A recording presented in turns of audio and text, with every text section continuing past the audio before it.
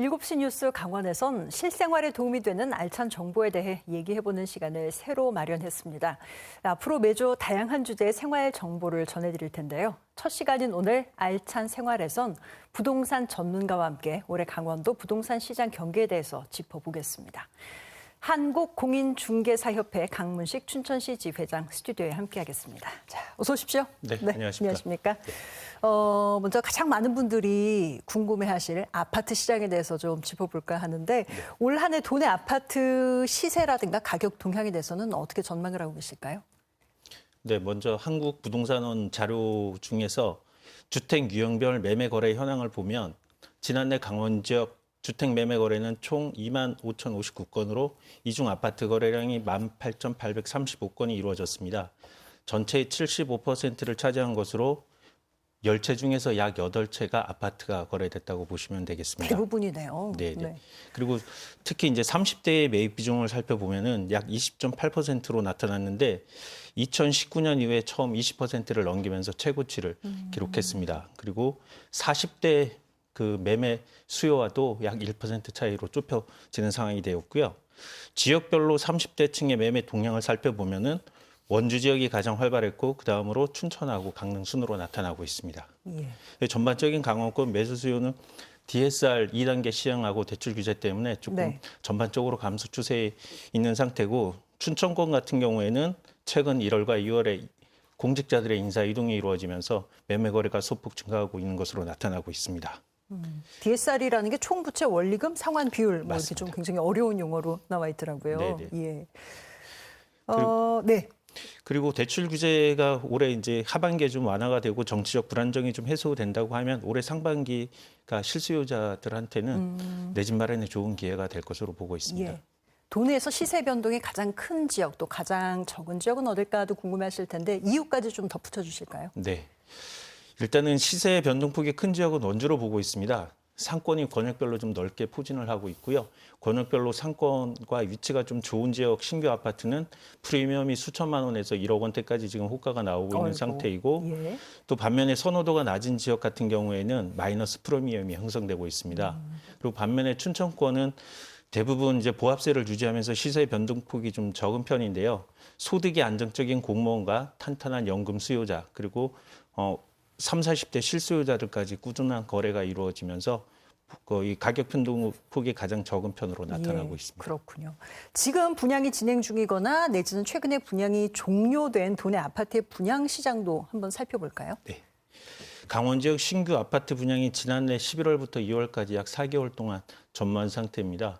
겨울이라는 어떤 계절적인 요인도 있겠습니다만은 그 분양 경기가 침체되면서 올해 아파트 신규 물량이 역대 최저 수준으로 아파트 분양 공급 절벽이 이루어질 것으로 우려를 하고 있는 상태에 있습니다. 그리고 지난해 12월 기준에서 도내 미분양 그 아파트 숫자를 보면 약 4,400여 가구에 달하고 있는데 이 중에 656세대는 준공후 미분양이 낙성 미분양으로 나타나고 있습니다. 그래서 신규 분양 시장은 이제 건축 비용이 또 많이 상승을 했고요. 약 3.3제곱미터당 1,600만 원대까지 올라가 있는 상태이기 때문에 분양가가 상승하면서 그 매매 차익을 실현하기가 좀 어려워지는 면이 있습니다. 그래서 앞으로도 분양 시장은 조금 침체가 되지 않을까 염려하고 있는 상태에 있습니다. 아파트와 같이 가는 게 흔히 상가라고들 얘기를 하잖아요. 경기 침체가 이어지면서 뭐 지금 상가 공실률도 굉장히 심각한 상태다 말이 많이 나오는데 현재 상황은 어떤지 또 앞으로 전망은 어떻게 하시는지도 여쭤보죠. 저희가 업무를 하면서 가장 심각하게 생각하고 있는 부분이 이제 상권 붕괴에 대한 부분인데요.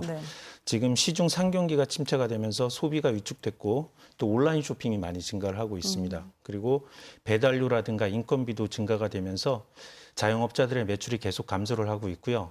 이렇게 되다 보니까 창업 수요도 또 감소를 하고 자연스럽게 공실률이 높아지고 있는 상태에 있고요. 음식업종 같은 경우에는 경비 절감을 위해서 가족들끼리 운영하는 그런 상황들이 많이 증가를 하고 있고 통계를 보면은 강원도 오피스 공실률이 26%로 나타났고 근린생활시설 집합상가 공실률은 17%에 달하고 있습니다. 높네요. 네, 많이 심각한 상태에 있고요. 그리고 상가 임대차가 물건이 증가하다 보니까 권리금도 이제 하락을 반대로 했고 또 보증금과 월차임도 소유주 입장에서 조금 낮게 조정을 해서 그리고 무상 임대 기간, 렌트 프리 기간을 몇 개월 정도 부여해서 예. 계약이 성사되는 추세에 있습니다. 예. 그리고 최근에 좀 한파가 풀리면서 그래도 상가 문의는 조금 증가하고 있는 것으로 그래요? 나타나고 있습니다. 예, 그나마 조금 다행인데 뭐 아파트 상가 짚어봤습니다만 또 이 토지 거래도 무시할 수가 없잖아요. 토지 시장 이슈도 한번 살펴볼 텐데 시장 동향은 어떤지 그리고 혹시 뭔가 변화가 있을 만한 주요 이슈는 어떤 게 있을까요? 네. 제가 연말 그 방송 출연 때 농지 거래가 약 3분의 1 수준으로 감소했다고 말씀을 드렸었는데 올해 생활 인구 확대를 위한 농촌 체류형 쉼터 제도가 새롭게 이제 시행을 하게 되었습니다. 그래서 농촌 체류형 쉼터는 그 농사와 전원 생활을 즐길 수 있는 임시 숙소 개념인데요. 현행법상의 숙박이 농막에서는 불가능한데 이 새로운 개념으로 농지법 하위법령을 개정해서 숙박이 가능하도록 한 임시 숙소 개념이 되겠습니다. 그래서 농촌의 체류형 쉼터는 일단 가장 장점이 농지 전용 절차를 밟지 않고 네. 33제곱미터까지 임시 숙소를 설치할 수 있다는 게 장점이 되겠고요. 데크와 정화조, 주차장 한 면은 연면적하고는 또 별도로 추가로 설치를 할 수 있도록 완화가 되었습니다. 다만 이제 위급 상황 시에서 소방차라든가 신속한 대응을 위해서 도로가 일단은 현황 도로에는 접한 농지에만 설치할 수 있도록 제한을 두고 있습니다.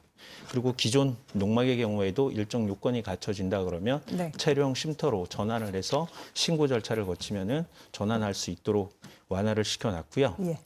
침체된 농촌의 그 농지 거래가 안 되면서 굉장히 농촌 인구도 감소하고 심각한 상태인데 앞으로 농촌 체류형 쉼터 제도를 통해서 조금 농지 거래가 좀 증가하고 네. 예, 농촌 생활 인구도 증대하는 쪽으로 기대를 해보고 있습니다.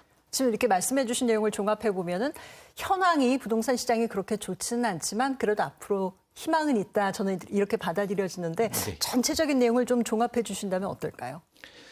올해 강원도 부동산 시장은 이제 대출 규제 완화에 달려 있다고 생각이 됩니다. 강원권은 일단 수도권을 계속해서 규제를 완화하고 있다 보니까 강원권 입장에서는 조금 안 좋은 쪽으로 변화가 이루어지는 상태에 있고요. 네. 또 대출 규제 강화에 따라서 매매 거래가 침체되고 있습니다. 그래서 정부에서 검토를 하고 있는 중이라고는 하는데 강원권 중소지방도시는 좀 대출 규제를 차등적으로 완화하는 방안이 필요하다고 생각을 하고 있습니다. 그래서 수요 대비해서 공급이 좀 많은 지역 같은 경우에는 앞으로도 추가 하락을 할 수 있는 여건이 있기 때문에 7월 DSR 3단계 시행 전에 내 집 마련을 하려는 사람들은 내 능력에 맞게 좋은 기회로 삼으시면 좋을 것 같다는 생각을 하고 있습니다. 그리고 저희가 중장기적으로 보면은 강원특별자치도로 승격을 했고 또 속초까지 이어지는 동서고속철도 또 GTX 노선이 연장되도록 예정이 돼 있고요. 네. 그다음에 제2경춘국도 그다음에 남부권 신규 고속도로 건설 등 강원 지역의 교통 인프라와 접근성이 지속적으로 개선이 되고 있기 때문에 앞으로는 그 대출 규제 완화와 금리가 조금 하향 조정이 된다 그러면 강원권 주택 시장 회복이 네. 빨라질 것으로 기대하고 예. 있습니다. 호재는 있지만 금리가 관건이다. 뭐 이렇게 분석을 하시네요. 올해 부동산과 관련해서 혹시 뭐 세법이라든가 관련 제도가 변한 부분은 없는지 끝으로 좀 여쭤볼까요? 예, 있습니다. 오늘 말씀드린 내용 중에 대출이니까 대출 관련된 부분만 간단히 말씀을 드리면 7월부터 스트레스 DSR 3단계가 시행 예정이 되어 있고요. 대출권 금융 한도가 이제 조금 더 줄어들 것으로 보고 있습니다. 그리고 대신에 주택담보대출을 조기에 상환할 때 중도상환 수수료를 내게 되는데 이 부분은 약 50%로 좀 감액을 해서 낮아지게 되고 네. 신생아 특례제출 소득 요건도 부부 합산 2억 5천만 원으로 상승을 해서 좀 소득 요건이 완화된다고 보시면 될 것 같습니다. 예. 그리고 1주택자가 일정 요건에 해당되는 그 인구 감소 지역에 4억 원 이하 주택을 구입하거나 비수도권에 미분양 주택을 구입하는 경우에는 기존의 양도소득세와 종합부동산세를 계산할 때 1주택자로 계산을 해서 비과세 혜택을 줄 수 있도록 제도가 변경이 되게 돼 있습니다. 예. 지금 이 방송 보시는 분들은 말씀 들으니까 뭔가 내 집 마련을 해야 되는 상황인데 현황은 조금 불안한 것 같고 그래도 희망은 있는 것 같고 이걸 어떻게 해야 되나 망설이는 분들이 많으실 텐데 이런 분들께 혹시 조언을 한마디 해주신다면 어떨까요? 대부분의 저희가 이제 중개 업무를 하다 보면은 그 신축이나 신규만을 이제 추구를 하는 분들을 보게 되는데 네. 꼭 그렇게 할 게 아니라 본인 재정에 맞는 거를 선택하는 게 가장 중요하다고 생각을 합니다. 내 소득 수준하고 내 능력에 맞게 현실에 맞는 집을 무리해서 구입을 하지 말고 네. 적당한 집을 구입을 해서 살다가 다음 단계로 자금이 좀 모이면 더 좋은 아파트로 이사를 하듯이 너무 무리만 안 하고 내 집 마련을 한다 그러면 좋은 기회가 오래 이루어질 것으로 생각이 됩니다. 한 번에 너무 좋은 물건을 구매하려고 하지 말고 차근차근 좀 단계별로 네. 이동할 생각을 하라라는 점이 네. 알겠습니다. 오늘 도움 말씀 잘 들었습니다. 감사합니다. 네, 감사합니다.